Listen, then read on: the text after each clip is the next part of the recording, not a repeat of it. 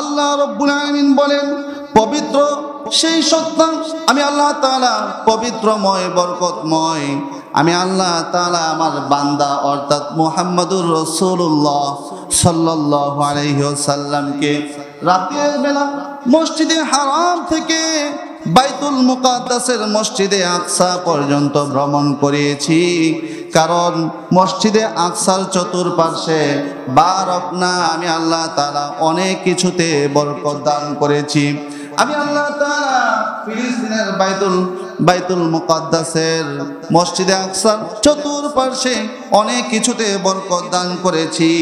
লিনুরিয়াহু মিন আয়াতিনা, আমি আমার দোস্ত, আমার বন্ধু, আমার হাবিব মুহাম্মদকে আমি আল্লাহ তাআলা আমার সৃষ্টির নিদর্শনগুলো ওই বরকতপূর্ণ জায়গাগুলো দেখানোর জন্যই তাকে সফর করিয়েছি। সুবহানাল্লাহ। রাতের বেলা তাকে আমি মসজিদে হারাম থেকে মসজিদে আকসায় নিয়ে গিয়েছি। মক্কা থেকে ওই সময় আপনার মসজিদে আকসা ফিলিস্তিনে যাইতে 1 মাসের মতো সময় লেগে যাইত। আর চোখের পলকে আল্লাহ পাক তার রাসূল করিম সাল্লাল্লাহু আলাইহি ওয়াসাল্লামকে মসজিদে হারাম থেকে মসজিদে আকসা পর্যন্ত ভ্রমণ করিয়েছেন। আমার ভাইরা, কখন এই মেরাজের ঘটনা ঘটেছিল? রাসূল করিম সাল্লাল্লাহু আলাইহি ওয়াসাল্লাম যখন নবুয়ত হলেন, মানুষকে দিনের দিকে দাওয়াত দিতে লাগলেন, মূর্তি দেবদেবীর অসারতা তুলে ধরলেন, কাফেরেরা রাসূলের উপর নির্যাতন শুরু করে দিল। নবীজি কি বললেন, দেবদেবীর ব্যাপারে কি বলেছেন? আল্লাহ রাব্বুল আলামিন কুরআনুল কারীমের ভিতরে বলেন, ইন্নাল্লাযীনা তাদউনা মিন দুনিল্লাহি ইবাদুন আমসালুকুম ফাদউহুম ফালইস্তাজিবু লাকুম ইন কুনতুম সাদিকিন। আল্লাহ রাব্বুল আলামিন রাসূল আপনি কাফেরদেরকে বলে দেন, ও কাফেরারা, তোমরা আল্লাহ তাআলা ছাড়া গায়রুল্লাহকে কেন ডাকো? ওই গায়রুল্লাহরা এরা তো তোমাদের মতোই ইবাদ বান্দা। ফাদউহুম, তোমাদের গায়রুল্লাহরা যাদেরকে তোমরা আল্লাহ ছাড়া পূজা করো, তোমরা যদি তোমাদের দাবিতে সত্যবাদী হও, তাদের কাছে আমি রাসূলের বিরুদ্ধে দোয়া করো, আর আমি রাসূলকে আমার বিরুদ্ধে দোয়া কবুল করিয়ে আমি রাসূলকে ধ্বংস করিয়ে দাও। যদি তাদের এই ক্ষমতা থাকে, বলো না যে মুহাম্মদ তোমাদের বিরুদ্ধে কথা বলে, তোমরা মুহাম্মদকে বড় ধরনের আযাব গজব দিয়ে ধ্বংস করে দাও। রাসূল আপনি এই কথাটা কাফেরদেরকে বলে দিন। আরো বলে দিন, তোমরা যে মূর্তি দেবদেবীর পূজা করো তাদের অবস্থাটা কেমন? আলহামদুলিল্লাহ, সম্মানিত মুসল্লিয়ানে কেরাম, পর্দার অন্তরালে অবস্থানরত অত্যন্ত শ্রদ্ধেয়া সম্মানিতা মা ও বোনেরা, প্রথমে আল্লাহ রাব্বুল আলামিনের দরবারে অসংখ্য অগণিত শুকর আদায় করছি যে আল্লাহ রাব্বুল আলামিন ইসলামের এই দুর্যোগপূর্ণ সময়ে, ফিতনা ফাসাদের জামানায় দুনিয়ার সমস্ত ব্যস্ততা থেকে ফারেক করে জুমার নামাজ আদায় করার জন্য পৃথিবীর সর্বশ্রেষ্ঠ জায়গা আল্লাহ তাআলার পবিত্র ঘরে মসজিদে আসার ও বসার তৌফিক দিয়েছেন। এই জন্য বলি আলহামদুলিল্লাহ। সম্মানিত মুসল্লিয়ানে কেরাম, আজ রজব মাসের দ্বিতীয় জুমা, আর রজব মাসটি 4টি সম্মানিত মাসের একটি মাস। জুড়ে বলেন সুবহানাল্লাহ। আল্লাহ তাআলা সূরা তাওবার 36 নম্বর আয়াতের মধ্যে বলেন, ইন্না ইদ্দাতাশ শুহুরি ইনদাল্লাহি 12 শাহরান ফি কিতাবিল্লাহ ইয়াওমা খালাকাস সামাওয়াতি ওয়াল আরদা মিনহা আরবাআতুন হুরুম। আল্লাহ পাক বলছেন, আমি আল্লাহ তাআলার নিকট মাসের গণনায় মাস হলো 12টি। আমি আল্লাহ তাআলার নিকট আসমান জমিন সৃষ্টির পর থেকে নিয়ে লৌহে মাহফুজে লেখা আমার গণনায় মাস কয়টি? 12টি। 12টি মাস মানুষের জন্য ক্যালেন্ডার হিসাবে আমি আল্লাহ তাআলা সৃষ্টি করে দিয়েছি। জুড়ে বলেন সুবহানাল্লাহ। মিনহা আরবাআতুন হুরুম, 12টি মাস থেকে 4টি মাস সম্মানিত। এই সম্মানিত 4টি মাস থেকে একটা মাস হলো রজব মাস, যে রজব মাসের আজ দ্বিতীয় জুমা। আরেকটি সম্মানিত মাস হলো জিলকাদা, আরেকটি সম্মানিত মাস হলো জিলহিজ্জা, আরেকটি সম্মানিত মাস হলো মুহররম। এই 4টি মাস মুহররম, রজব, জিলকাদা, জিলহিজ্জা, এই 4টি মাস সম্মানিত। মানে কি? এর অর্থ হলো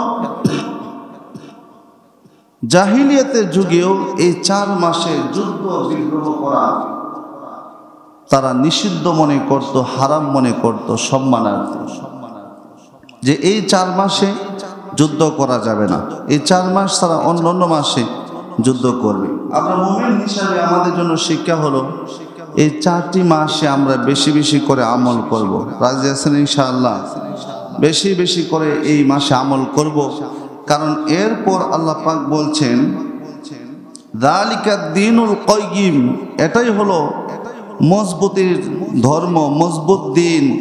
ফালা তাজলিমু ফীহিন্না আনফুসাকুম, এই মাসগুলোতে তোমরা নিজেদের নফসের উপর জুলুম করো না, অর্থাৎ তোমরা গুনাহ করো না। আমার ভাইরা, ইমাম জাসসাস রহমাতুল্লাহি আলাইহি আহকামুল কোরআনের ভিতরে লিখেছেন, কোনো মানুষ যদি এই 4 মাসে বেশি বেশি করে নেক আমল করে, আল্লাহ তাআলা তাদেরকে অন্যান্য মাসেও নেকি করার তৌফিক দিবেন। যারা এই মাসে গুনাহ থেকে বেঁচে থাকবে, আল্লাহ তাআলা তাদেরকে অন্যান্য মাসেও গুনাহ থেকে বাঁচিয়ে রাখবেন। একে তো রজব মাস, আর এই গুরুত্বপূর্ণ ফজিলতপূর্ণ একটি মাস, যে মাস ঢুকলেই রাসূল করিম সাল্লাল্লাহু আলাইহি ওয়াসাল্লাম দোয়া করতেন, আল্লাহুম্মা বারিক লানা ফি রজব ওয়া শাবান ওয়া বাল্লিগনা রমাদান। সবাই আমার সাথে দোয়াটি পড়েন, আল্লাহুম্মা বারিক লানা ফি রজব ওয়া শাবান ওয়া বাল্লিগনা রমাদান। আমার মুসলমান ভাই ও বোনেরা, আল্লাহ নবী, বিশ্ব নবী, আকে নামদার তাজদারে মদিনা আহমদ মুস্তাফা জনাবে মুহাম্মদুর রাসূলুল্লাহ সাল্লাল্লাহু আলাইহি ওয়াসাল্লাম যখন ওই রজব মাস প্রবেশ করত, তিনি এই দোয়াটি পড়তেন, আল্লাহুম্মা বারিক লানা ফি রজব ওয়া শাবান ওয়া বাল্লিগনা রমাদান। হে আল্লাহ, আপনি বরকত দান করুন, বরকত নাজিল করুন আমাদের জন্য রজব এবং শাবান মাসে, রজব এবং শাবান মাসে, আর রমজান পর্যন্ত আমাদেরকে পৌঁছে দিন। এখানে রাসূল করিম সাল্লাল্লাহু আলাইহি ওয়াসাল্লাম বরকতের দোয়া করেছেন। বরকত দেওয়ার মালিক কে? আল্লাহ পাকই তো বরকত দিবেন। এখানে বরকতটা ব্যাপক। বলবেন হুজুর খালি বরকত দিত, কিসের মধ্যে বরকত দিবে? রজব আর শাবান মাসে কিসে বরকত হবে? বরকত হবে 3টা জিনিসে। কয়টা জিনিসের মধ্যে? হায়াতের মধ্যে, মালের মধ্যে, আর এটা হলো আমলের মধ্যে। বলেন সুবহানাল্লাহ। এই কথার অর্থ হলো বিশ্ব নবী মুহাম্মদুর রাসূলুল্লাহ সাল্লাল্লাহু আলাইহি ওয়াসাল্লাম আল্লাহ তাআলার কাছে দোয়া করেছেন, হে আল্লাহ তাআলা, আপনি আমাদের হায়াতের মধ্যে বরকত দান করুন, হায়াত বাড়িয়ে দিন। সামনে যে রমজানের মৌসুম আসতেছে, আমলের মৌসুম আসতেছে, ওই মাসে যেন আমরা বেশি বেশি করে নেক আমল করতে পারি, বেশি বেশি করে আমল করে আখিরাতের পুঁজি অর্জন করতে পারি, সংগ্রহ করতে পারি, আর রমজানের ফজিলত থেকে যেন আমরা মাহরুম না হয়ে যাই। এই হলো হায়াতের ভিতরে বরকতের দোয়া। আমাদেরকে রমজান পর্যন্ত হায়াত দান করুন। দ্বিতীয়ত, সম্পদের মধ্যে বরকতের দোয়া এইভাবে করেছেন, ও আল্লাহ তাআলা, আপনি আমাদের মালের মধ্যে, সম্পদের মধ্যে বরকত দান করুন। এই কথার অর্থ হলো আমাদেরকে কম পরিশ্রমে বেশি সম্পদ হাসিল করার তৌফিক দেন, যেন রমজানের আগে আগে রমজানের খরচ আমাদের হয়ে যায়, আর রমজান মাসে যেন অধিক সম্পদ উপার্জন করতে গিয়ে আমাদের কষ্ট না হয়। হে আল্লাহ তাআলা, আপনি আমাদের হায়াতের মধ্যে বরকত দান করুন, সম্পদের মধ্যে বরকত দান করুন এবং আমলের মধ্যে বরকত দান করুন। এই কথার অর্থ হলো রমজান মাসের আগে রজব মাসে আর শাবান মাসে আমাদের যত গুরুত্বপূর্ণ কাজগুলো আছে সব কাজগুলো গুছিয়ে ফেলার তৌফিক দান করুন। কাজগুলো যখন রজব আর শাবান মাসে আমরা গুছিয়ে ফেলতে পারবো, রমজান মাসে আমল করতে আর কোনো বাধা থাকবে না। এবার বরকতের অর্থটা বুঝেছেন? এই জন্য এই দোয়াটা আমরা বেশি বেশি করে করব। আল্লাহুম্মা বারিক লানা ফি রজব ওয়া শাবান ওয়া বাল্লিগনা রমাদান। এক কথাই রমজানের প্রস্তুতি, রমজানের জন্য প্রস্তুতি গ্রহণ করা। রাসূল করিম সাল্লাল্লাহু আলাইহি ওয়াসাল্লাম বলেছেন, আহসু হিলালা শাবান আলি রমাদান। তোমরা শাবান মাসের 4 দিনগুলো গণতে থাকো রমজানের জন্য। শাবানের কয়দিন যাইতেছে, রমজান আসতে আর কয়দিন বাকি আছে, এটা তোমরা গণতে থাকো আর রমজানের জন্য প্রস্তুতি গ্রহণ করতে থাকো। এখন এই রজব মাসে আল্লাহ রসুলের মেরাজ হয়েছে, এতে কি কোনো সন্দেহ আছে? সন্দেহ নাই। তবে ঠিক কয় তারিখে মেরাজ হয়েছে এটা নিয়ে ইখতিলাফ আছে। নির্ভরযোগ্য কথা হলো নবুয়তের 81তম বছরে আপনার রজব মাসের 26তম দিনের দিবাগত রাতে আপনার কি হয়েছিল? মেরাজ হয়েছিল। এখন দিবাগত রাতে মেরাজ হয়েছিল, এই রাতে মেরাজ হওয়ার কারণে কি কোনো আমল আছে? অনেকে বাড়িতে এই রাতে ইবাদত করে আর দিনের বেলা রোজা রাখে, করে কি করে না? মানুষের শবে বরাতে রোজা রাখতো পাগল, আর আপনার মেরাজের 27তম দিনে রোজা রাখতে পাগল। অনেক পুরুষ মহিলা এমন আছে তাদের রমজানের রোজা ছুটে যায়, ঠিকই না? সারা জীবনে রোজা যদি এক পাল্লায় করা হয় নফল রোজাগুলো, আরেক পাল্লায় যদি রমজানের একটি রোজা দেওয়া হয় সমান হবে? আল্লাহ নবী সাল্লাল্লাহু আলাইহি ওয়াসাল্লাম ইরশাদ করেন, মান আফতারা ইয়াওমান মিন রমাদানা মিন গায়রি রুখসাতিন ওয়ালা মারাদিন লাম ইয়াকদিহি সাওমুদ দাহরি কুল্লিহি ওয়া ইন সামা।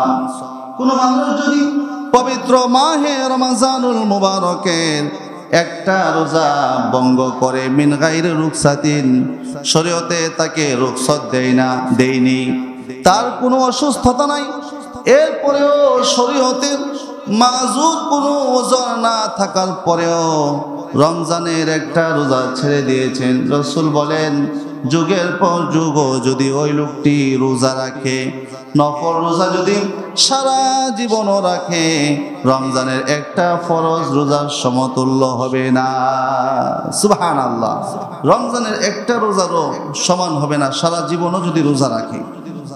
তাহলে বলে হুজুর এই রাতে কি ইবাদত করা যাবে না? হ্যাঁ, করা যাবে। অন্যান্য রাতে আপনি যেভাবে নামাজ, ঈশার নামাজ, নফল, এরপরে তাহাজ্জুদ, কোরআন তেলাওয়াত, জিকির আজকার করতেন, এই রাতেও করেন। সারা বছর আপনি যেভাবে নফল রোজা রাখতেন, এর পরের দিন যদি এইভাবে রোজা রাখতে চান রোজা রাখেন, কোনো অসুবিধা নাই। এখন যারা বাড়াবাড়ি করে আর মেরাজের রাত মনে করে 26তম রজবের 26তম দিবাগত রাতে মসজিদে এসে জমা হয়, তারা হাদিস কোরআন মানতে চায় না। রাসূল করিম সাল্লাল্লাহু আলাইহি ওয়াসাল্লাম নবুয়তের 81তম বছরে মদিনায় হিজরতের আগেই রাসূলের মেরাজ হয়েছিল। এই দিনটি যদি পালনীয় হতো, রাসূল কি রোজা রাখতেন না? সাহাবীরা কি রোজা রাখতেন না?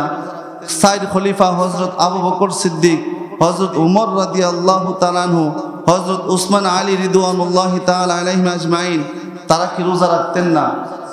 আপনি কি তাদের চেয়ে বেশি আশিক রাসূল হয়ে গিয়েছেন? আমার ভাইয়েরা, রজব মাসে মেরাজের যদি কোনো রোজা থাকতো, খলিফাতুল মুসলিমিন আবু বকর, ওমর, উসমান আলী রিদওয়ানুল্লাহি তাআলা আলাইহিম এই দিনটা পালন করতেন, রোজা রাখতেন। আমিরুল মুমিনিন খলিফাতুল মুসলিমিন কেউ এই দিন পালন করেনি, এই দিবসটাতে বিশেষভাবে গুরুত্ব দেয়নি। বুখারী শরীফের ইমাম বুখারী এই দিনটি পালন করেননি। ইমাম তিরমিজি, ইমাম আবু দাউদ কোনো বুজুর্গ, ইমাম আবু হানিফা, চার মাযহাবের চার ইমাম, কেউই তো এই দিনটা পালন করেননি। কেউ যেহেতু এই দিনটি পালন করেননি, আপনি কোথায় পেলেন যে এই দিনে রোজা রাখবেন? এই দিনে রোজার ব্যাপারে যে হাদিসটা আসছে, এই হাদিসটা জয়ীফ না, জাল। ডাইরেক্ট কি জাল থাকা কি চলবে? জাল হাদিস কি আমলযোগ্য? আমলযোগ্য না। হাদিসটা দুর্বল না, হাদিসটা একেবারে জাল। ওই জাল হাদিসের উপর আমল করা যাবে না। মানুষের কি হয়ে গেল?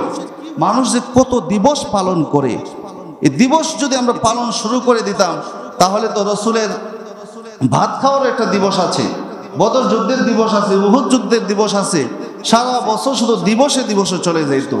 কিছু মানুষ সন্তানদের জন্ম বার্ষিকী পালন করে, জন্ম দিবস পালন করে। জন্ম দিবস পালন করে যারা ইহুদিদের সাথে সাদৃশ্য রাখে তারা, ঠিক কি না? মান তাশাব্বাহা বিকওমিন ফাহুয়া মিনহুম। জন্ম দিবস, মৃত্যু দিবস পালন করা, এগুলা কাফের মুশরিকদের আকীদা। আর যারা এগুলা পালন করবে, রাসূল বলেন সেও তাদের অন্তর্ভুক্ত হয়ে যাবে। কিছু মানুষ বিবাহ বার্ষিকী পালন করে, স্ত্রীর সাথে নিয়ে ছবি তুলে ফেসবুকে আপলোড দেয়, আছে না নাই? মা দিবস পালন করে, মায়ের সাথে ছবি তুলে ফেসবুকে ছেড়ে দিছে। কিন্তু তোমার মাকে যে আরেক ব্যক্তির জন্য দেখা হারাম, এটা কি তুমি জানতে? তোমার বউরে আরেক বেড়া দেখতে পারবো নি।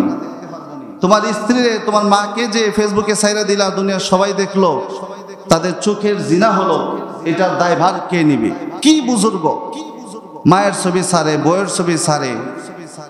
আমরা যদি বলি যে ভাই এটা কেন ছাড়লেন, ঠিক না, হুজুর আপনি আপনার কাজ করেন, আমরা কাজ করি, আছে না নাই?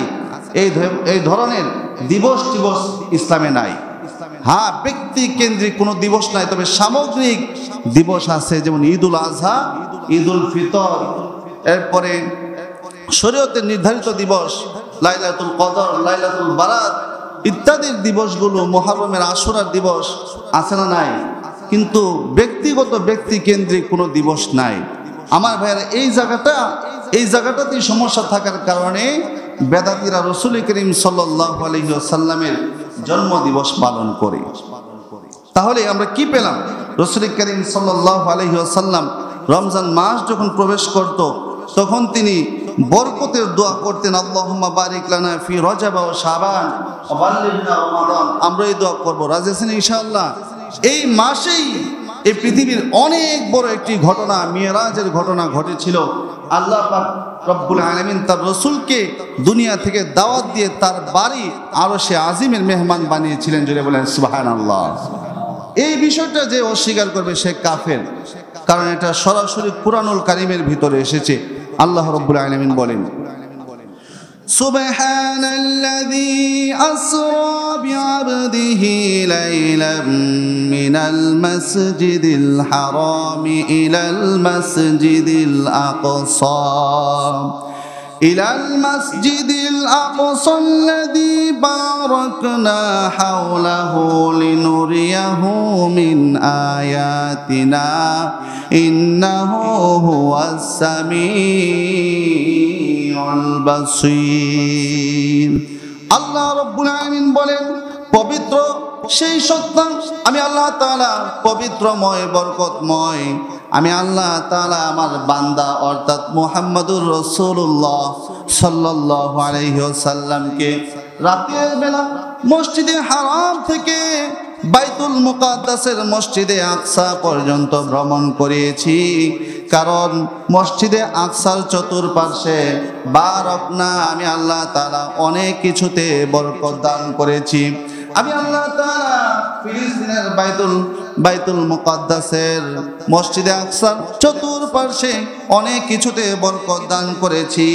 লিনুরিয়াহু মিন আয়াতিনা আমি আমার দোস্ত, আমার বন্ধু, আমার হাবিব মুহাম্মদকে আমি আল্লাহ তাআলা আমার সৃষ্টির নিদর্শনগুলো, ওই বরকতপূর্ণ জায়গাগুলো দেখানোর জন্যই তাকে সফর করিয়েছি। সুবহানাল্লাহ। রাতের বেলা তাকে আমি মসজিদে হারাম থেকে মসজিদে আকসায় নিয়ে গিয়েছি। মক্কা থেকে ওই সময় আপনার মসজিদে আকসা ফিলিস্তিনে যাইতে 1 মাসের মতো সময় লেগে যাইত।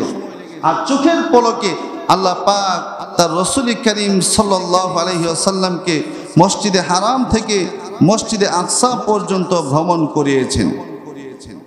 আমার ভাইয়েরা, কখন এই মেরাজের ঘটনা ঘটেছিল?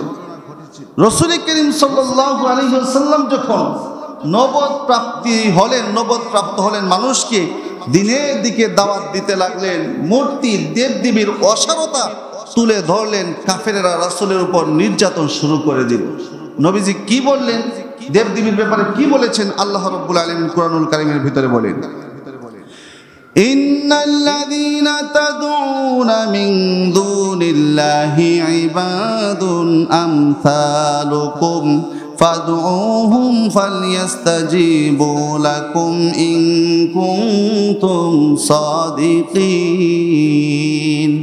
আল্লাহ রাব্বুল আলামিন রাসূল আপনি কাফেরদেরকে বলে দেন, ও কাফেররা, তোমরা আল্লাহ তাআলা ছাড়া গায়রুল্লাহকে কেন ডাকো? ওই গায়রুল্লাহরা এরা তো তোমাদের মতোই ইবাদ বান্দা। ফাদউহুম, তোমাদের গায়রুল্লাহরা যাদেরকে তোমরা আল্লাহ ছাড়া পূজা করো, তোমরা যদি তোমাদের দাবিতে সত্যবাদী হও, তাদের কাছে আমি রাসূলের বিরুদ্ধে দোয়া করো, আর আমি রাসূলকে আমার বিরুদ্ধে দোয়া কবুল করিয়ে আমি রাসূলকে ধ্বংস করিয়ে দাও। যদি তাদের এই ক্ষমতা থাকে, বলো না যে মুহাম্মদ তোমাদের বিরুদ্ধে কথা বলে, তোমরা মুহাম্মদকে বড় ধরনের আযাব গজব দিয়ে ধ্বংস করে দাও। রাসূল আপনি এই কথাটা কাফেরদেরকে বলে দিন। আরো বলে দিন, তোমরা যে মূর্তি দেবদেবীর পূজা করো, তাদের অবস্থাটা কেমন? আলাহুম আরজুলুন ইয়ামশুনা বিহা আম লাহুম আইদি ইয়াবতিশুনা বিহা। তাদেরকে বলে দিন, তোমরা যে মূর্তির পূজা করো, তাদের তো পা আছে, তারা কি তাদের পা দ্বারা হাঁটতে পারে, চলতে পারে নাকি? তাদের তো হাত আছে, তারা কি তাদের হাত দ্বারা কোনো কিছু ধরতে পারে নাকি? আমলাহুম আয়ুনুন ইউবসিরুনা বিহা আমলাহুম আযানুন ইয়াসমাউনা বিহা। তাদের চোখ আছে, তারা কি তাদের চোখ দ্বারা দেখতে পারে নাকি? তাদের পা আছে, তারা কি তাদের পা দ্বারা চলতে পারে নাকি? তাদের কান আছে, কান দ্বারা তারা শুনতে পারে নাকি? আপনি তাদেরকে জিজ্ঞাসা করুন। আর বলে দিন, ওয়াল্লাযীনা তাদউনা মিন দুনিহি লা ইস্তাতিউনা নাসরাকুম ওয়ালা আনফুসাহুম ইয়ানসুরুন। ও কাফেররা, যে সকল দেবদেবীর পূজা তোমরা করো, তারা তো নিজেদেরকে সাহায্য করতে পারে না, কিভাবে তারা তোমাদেরকে সাহায্য করবে? দেবদেবীর যে কোনো ক্ষমতা নাই, একমাত্র সকল ক্ষমতার মালিক আল্লাহ। তিনি খালিক, তিনি রাজিক, তিনি সৃষ্টিকর্তা, মানুষের সব কিছুর মালিক হলেন আল্লাহ রাব্বুল আলামিন। আমার ক্ষমতার কথা কাফেরদেরকে বলে দিন। রাসূল করিম সাল্লাল্লাহু আলাইহি ওয়াসাল্লাম যখন আল্লাহ পাকের ক্ষমতার কথা তাদেরকে বলল, আল্লাহ পাক তাদের সৃষ্টিকারীর কথা বলল, তারা রাসূলের উপর, সাহাবীদের উপর আক্রমণ শুরু করে দিতে লাগলো, অত্যাচার করতে লাগলো, অত্যাচারের স্ট্রিম রোলার তারা চালিয়ে দিল। ওই সময় ঘরের বাহির থেকে, আবু তালিব নবীজির চাচা ছিল, পলিটিক্যাল প্রোটেকশন, যে ঘরের বাহির থেকে রাসূল করিম সাল্লাল্লাহু আলাইহি ওয়াসাল্লামকে সাহায্য করত, কাফেরদের অত্যাচার থেকে বাঁচিয়ে রাখতো। আর ঘরের ভিতর থেকে মা খাদিজা রাদিয়াল্লাহু তাআলা আনহা ছিলেন রাসূলের স্বস্তি, রাসূলকে সান্ত্বনা দিত, রাসূলের মনে ব্যথা পেলে রাসূলকে সান্ত্বনা দিত, রাসূলের সাহায্য করত। কিন্তু নবুয়তের 11তম বছরে আবু তালেবের ইন্তেকাল হয়ে গেল। এর কিছুদিন পরেই আম্মাজান খাদিজা রাদিয়াল্লাহু তাআলা আনহারও ইন্তেকাল হয়ে গেল। ঘরের বাহির থেকে সাহায্যকারীও মরে গেল, ঘরের ভিতর থেকে সাহায্যকারীও মরে গেল। রাসূল করিম সাল্লাল্লাহু আলাইহি ওয়াসাল্লাম আশা নিয়ে, দাবি নিয়ে চলে গিয়েছিলেন নানার বাড়ি তায়েফে। কোথায়? তায়েফের কাফেরেরা রাসূলকে আঘাত করে তারা রাসূলকে ফিরিয়ে দিল। রাসূলের মনটা একেবারে দুশ্চিন্তাগ্রস্ত হয়ে গিয়েছে। তিনি চিন্তায় পড়ে গেলেন। এই প্রিয়তমা সহধর্মিনী স্ত্রীও মারা গেল, আপন চাচাও মারা গেল, কাফেরেরা অত্যাচার করতে লাগলো, আমি এখন কি করব? আল্লাহ রাব্বুল আলামিন বলছেন, রাসূল কোনো টেনশন করবেন না, চিন্তা করবেন না, আপনি আসেন আমার দরবারে, আসেন, আপনি আমার কাছে আসেন, সাত আসমান পাড়ি দিয়ে এসে আমার সৃষ্টির লীলা আপনি দেখে যান, আমার আরশে আজিমের মেহমান আপনি হয়ে যান। জোরে বলেন সুবহানাল্লাহ। রাসূল করিম সাল্লাল্লাহু আলাইহি ওয়াসাল্লামকে আল্লাহ পাক দাওয়াত দিয়ে মেরাজ করেছেন।